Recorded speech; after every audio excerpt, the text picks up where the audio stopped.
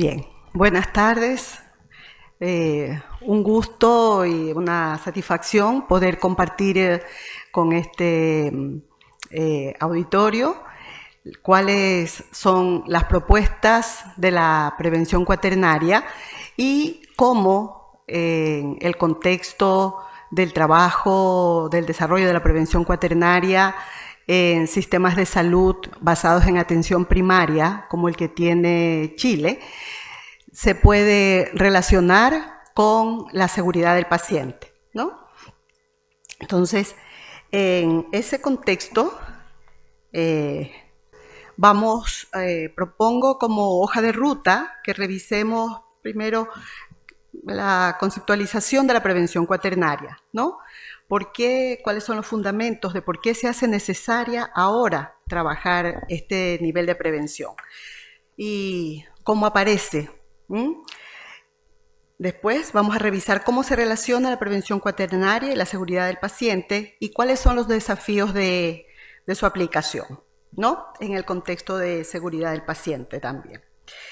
Primero, entonces vamos a revisar diferentes marcos teóricos en los que se enmarca la prevención cuaternaria, ¿no? Como concepto en sí aparece en 1986 cuando el médico familiar Mark Yamul la acuña como las acciones implementadas para identificar a un paciente o a una población en riesgo de sobremedicalización, ¿no? Protegerlos de intervenciones médicas invasivas y proponer intervenciones éticamente aceptables. Y en ese contexto creo que las sincronías que se producen cuando uno piensa que está con problemas, y creo que de alguna manera fue bueno que me antecediera un bioeticista que diera marco a lo que vamos a plantear acá, ¿no? Para que dejemos de ser perversos al trabajar como médicos en nuestra relación con los pacientes, ¿no? Esa es la propuesta de la prevención cuaternaria. Cómo dejamos el furor curantis, esta imperiosa necesidad en la que nos hemos entrenado de recetar y dejar medicación, hasta la locura de llegar a que una persona tome 25 fármacos al día, ¿no?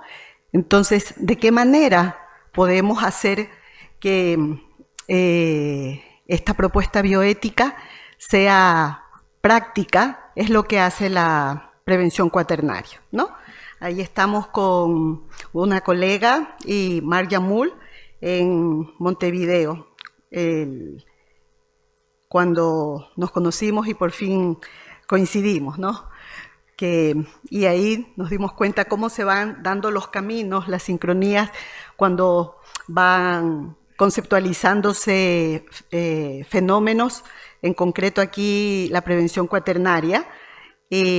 Cuando compartimos con Mark, vimos que hemos hecho caminos parecidos, ¿no? Desde una observación clínica, desde una observación epidemiológica, vamos viendo que en el nuevo contexto de necesidades de atención, en la nueva epidemiología, del perfil epidemiológico y demográfico de envejecimiento, ¿no? Van apareciendo necesidades de nuevas conceptualizaciones, ¿no? Y es lo que revisamos como las razones de por qué aparece la prevención cuaternaria, ¿no?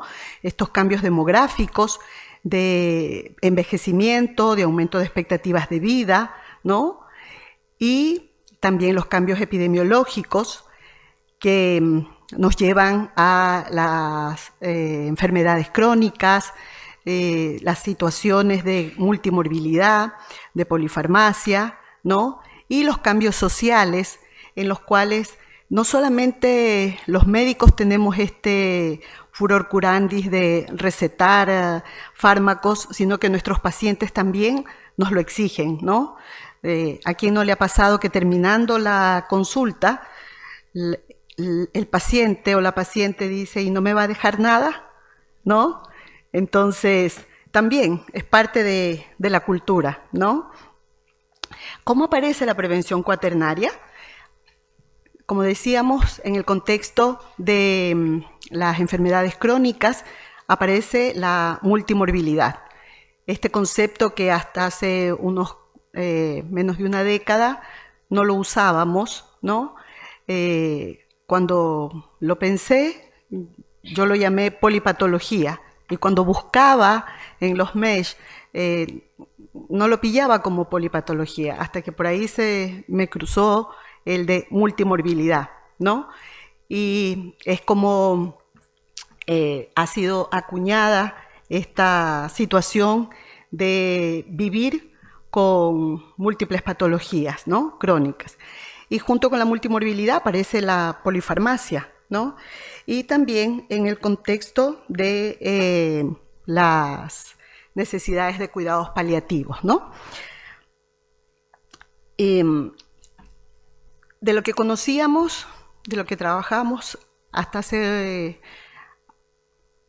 un poco más de una década, teníamos la conceptualización de la historia natural de la enfermedad, ¿no?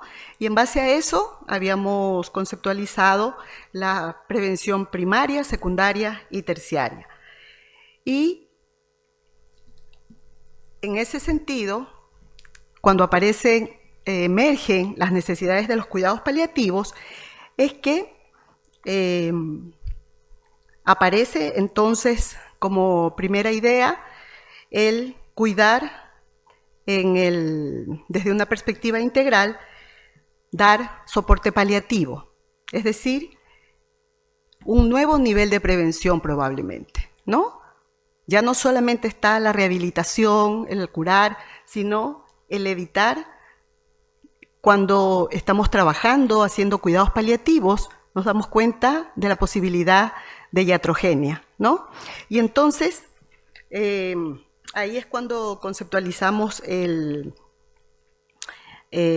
en las enfermedades, en la polipatología y en las crónicas, había la necesidad de un nuevo nivel de prevención y que lo hicimos como propuesta en el contexto del modelo de atención integral en salud familiar y comunitaria que Chile ha definido para su reforma y que hemos participado en la elaboración de las orientaciones para la implementación de este modelo, ¿no? Que Chile ha acogido con estos tres principios, ¿no? El principio de centrado en la persona, la familia y la comunidad, que tiene que ver con el enfocarse en el ciclo vital y en los últimos años también con la perspectiva del curso de vida. Los enfoques de derechos, de determinantes sociales, de equidad, de género, de interculturalidad y migraciones, ¿no?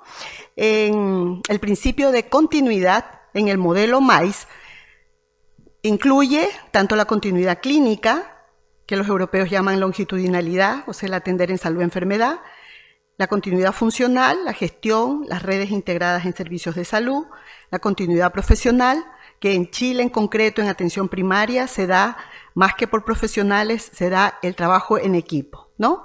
En una instancia que se llama reunión de sector, en las cuales se revisan casos. Y la continuidad geográfica dada por el territorio, el trabajo con el territorio. Y finalmente el principio de integralidad, que en Chile tiene dos acepciones. Para el resto del mundo, cuando decimos integralidad, se refiere a la multidimensionalidad biopsicosocial. Y además, nosotros hacemos la propuesta de integrar lo ético y la dimensión espiritual. Y finalmente, en integralidad para Chile, la acepción incluye todo lo que es el trabajo de promoción de la salud y los niveles de prevención.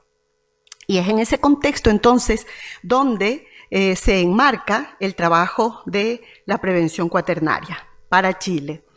hacemos esta propuesta en el 2011-2012. Y el 2014 aparece en el Diccionario Epidemiológico de Oxford por primera vez, en el segundo semestre del 2014, el concepto de niveles de prevención cuaternaria, ¿no? Y de prevención primordial. Así pues, la prevención primordial, que según el esquema que hemos propuesto, alude a la promoción, al fomento de factores protectores. La primaria, a los factores de riesgo, manejo de factores de riesgo; la prevención secundaria, el manejo de enfermedad; la prevención terciaria, a la rehabilitación de las complicaciones y las secuelas. Y la prevención cuaternaria, hasta este momento, sería un apoyo para el manejo paliativo y la no iatrogenia, trabajando los problemas degenerativos, terminales, crónicos, la multimorbilidad y la polifarmacia, ¿no?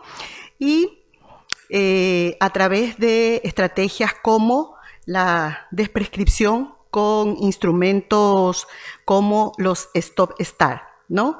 Y esto Chile lo ha plasmado en una política pública, lo que ha llamado la Estrategia de Cuidados Integrales Centrados en la Persona, que ustedes escucharán, llamada ESICEP. Cuando escuchen ESICEP, es eso, ¿ya? Cómo vamos a trabajar atendiendo de la manera más integral posible a una persona con multimorbilidad, con polifarmacia, ¿ya? Y allí estamos, la primera vez que escuchaba de Stop-Start, ¿no? De estos instrumentos para trabajar la polifarmacia a través de la desprescripción, cuando nos juntamos con los que en el mundo estábamos trabajando prevención cuaternaria, ¿no? Y más que un nivel de prevención, conversábamos allí en esa reunión que la idea de la prevención cuaternaria tiene que ver también con una actitud, ¿no? Como decía el doctor Jorge Oliva, esto tiene que ver con una postura, con qué valores trabajas cuando atiendes, ¿no? Y esta actitud cuaternaria que estaría dada cuando podemos hacer una conjunción de la visión del médico respecto de lo que es enfermedad, ¿no? Cuando está presente o ausente la enfermedad, y lo cruzamos, ¿no? En una tabla de 2x2 con la visión del paciente, ¿no? Cómo vive el paciente el enfermar, sentirse enfermo o no, y cómo vivirlo, o sea, la dolencia, ¿no? Entonces, ahí pasamos del esquema que manejamos nosotros como médicos, de la historia natural de la enfermedad a la historia sociocultural de la enfermedad. O sea, cómo una enfermedad es interpretada, vivida y manejada por la persona, ya no solo desde un agente en sí, sino cómo lo vive la persona este problema de salud, ¿no? Y entonces ahí ya pasamos de una perspectiva epidemiológica clásica a una epidemiología sociocultural, donde importa la relación, una mirada más cualitativa de lo que nosotros estamos trabajando con nuestros pacientes, ¿no? Es decir, darle una perspectiva más individualizada. Y en este contexto, entonces, ¿cómo esto se relaciona con la seguridad del paciente?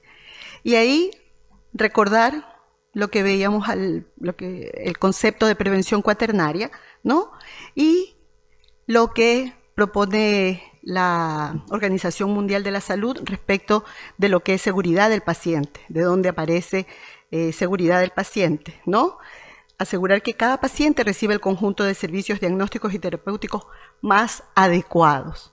O sea, que no estén de más, que sea lo correcto, lo adecuado, para conseguir atención sanitaria óptima, teniendo en cuenta factores y conocimientos del paciente y del servicio médico, ¿no? O sea, es una relación, no solamente lo que el médico piensa, lo que el médico excelente hace, sino también cómo es capaz de relacionarse y tener en cuenta la perspectiva de la persona para lograr el mejor resultado con el mínimo riesgo de efectos iatrogénicos y la máxima satisfacción del paciente con el proceso.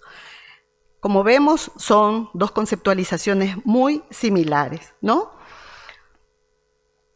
Y entre los aspectos que desde la prevención cuaternaria podemos compartir y trabajar con seguridad del paciente, está obviamente todo lo que ocurre cuando aparece la polifarmacia, ¿no? O la pluripatología, la necesidad de utilizar muchos medicamentos, la alta demanda de medicación de nuestros pacientes, los nuevos medicamentos o los complementarios al actual, ¿no? El seguimiento de guías clínicas por norma, ¿no? La no retirada de medicamentos para procesos agudos que nos puede llevar a la prescripción en cascada. La diversidad de médicos prescriptores, no teniendo este médico de cabecera, ¿no? Pasar de especialista en especialista, donde cada uno solamente ve su parte y al individuo fragmentado.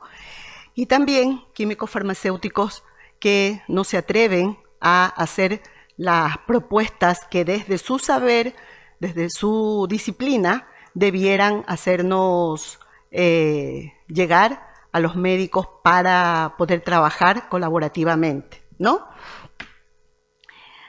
Otra problemática que con seguridad podemos compartir es la medicación inapropiada, ¿no? Y que es el riesgo significativo de causar un evento adverso porque existen alternativas terapéuticas más adecuadas o porque la enfermedad en sí tiene complejidades de reacción con ciertos fármacos, o lo que conocemos también como las interacciones medicamentosas, ¿no? Entonces, todos estos aspectos de la medicación potencialmente inapropiada, claramente compartimos con el trabajo que se hace en seguridad del paciente, ¿no? También otro elemento, otras temáticas, otra línea de trabajo que debiéramos compartir con seguridad del paciente es el equilibrio que debemos saber sopesar entre los números necesarios a tratar y el número necesario para dañar, ¿no?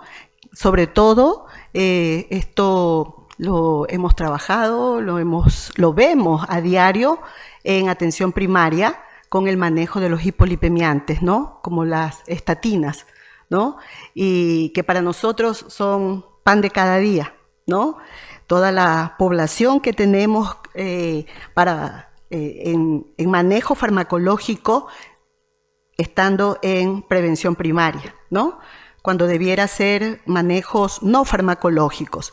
Sin embargo, en nuestros programas está establecido el manejo farmacológico en prevención primaria para el manejo de las dislipidemias, ¿no? Y allí, hasta lo último que he revisado, uno de los riesgos, especialmente para mayores de 75 años, es el uso de estatinas sin tener un problema cardiovascular específico para. Otra temática podría ser la cascada de la prescripción, ¿no? Con la interpretación de un RAMS como un cuadro clínico, ¿no? A raíz de dar un fármaco como un inhibidor de la acetilcolinesterasa que produce incontinencia como RAMS, lo interpretamos como un cuadro clínico y agregamos un fármaco para el manejo de ese cuadro clínico, ¿no? Y así los neurolépticos, parkinsonismo, levodopa, etc. Y la propuesta desde la prevención cuaternaria es trabajar estas situaciones de sobreintervención con la desprescripción. Primero que nada, bueno, con la prescripción apropiada, ¿no? Y la desprescripción, que no es otra cosa que el proceso de desmontaje, o sea, de retiro. Hay algunos autores, sobre todo españoles, que en vez de desprescripción usan el concepto de adecuación terapéutica, ¿no? Entonces, ¿qué consiste? En el retiro, adecuación de fármacos, modificación de dosis, sustitución o eliminación de unos fármacos y adición de otros más específicos según las necesidades del paciente. Y para la desprescripción, como les decía, están los criterios de Beers y Stop-Start, que se los dejo ahí como páginas donde los pueden encontrar. Y ya cerrando, como la P4 pasa de ser más que un nivel de prevención y una actitud, ¿no? Cuando no solo vemos la prevención cuaternaria como el último nivel de prevención, sino como una perspectiva que atraviesa todos los niveles de prevención. Así, por ejemplo, en concreto, lo que está ocurriendo en la atención primaria en Chile es que en los controles de los adultos mayores, cuando se realiza el EMPAM, que es la evaluación médica preventiva del adulto mayor, con un instrumento que es el EFAN, que es la evaluación funcional del adulto mayor, que incluye la evaluación cognitiva en base al Mini-Mental abreviado. En Chile se aplica como tamizaje el Mini-Mental abreviado, y en el cual el punto de corte es menos de 13, ¿ya? Y como vamos a ver, aparentemente con eso estaríamos haciendo un sobretamizaje en Chile, con la consecuencia de que nos lleva, obviamente, a un sobrediagnóstico y a un sobretratamiento, es decir, en definitiva, a una sobremedicalización, con lo cual la seguridad del paciente está poniéndose en riesgo desde algo que podríamos pensar como inocuo o que siempre más es mejor en prevención, ¿no? Y lo que nos muestra la evidencia, al parecer no es así. Según la Task Force de Canadá, recomienda no hacer evaluación, tamizaje a las personas mayores de 65 años que estén asintomáticas, ¿no? O sea, solamente cuando haya queja cognitiva hay que evaluar. Si no hay queja cognitiva, hasta el momento lo que se ha mostrado es evitar ese sobretamizaje. ¿Y qué es lo que muestra la evidencia al evaluar el tamizaje con Mini-Mental?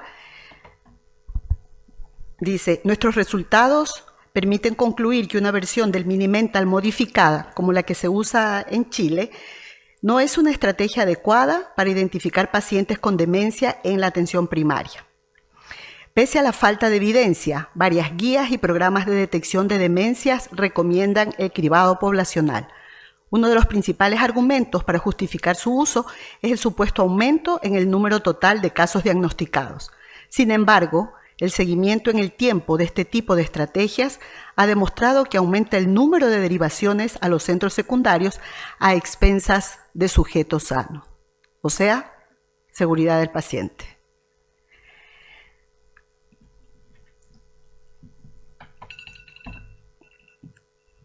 Y eso sin un impacto real en la oportunidad del diagnóstico en la demencia. Imaginemos cada uno si a nuestros padres le hacen ese tamizaje y le dicen demencia, trastorno cognitivo. toda la iatrogenia que tenemos ahí.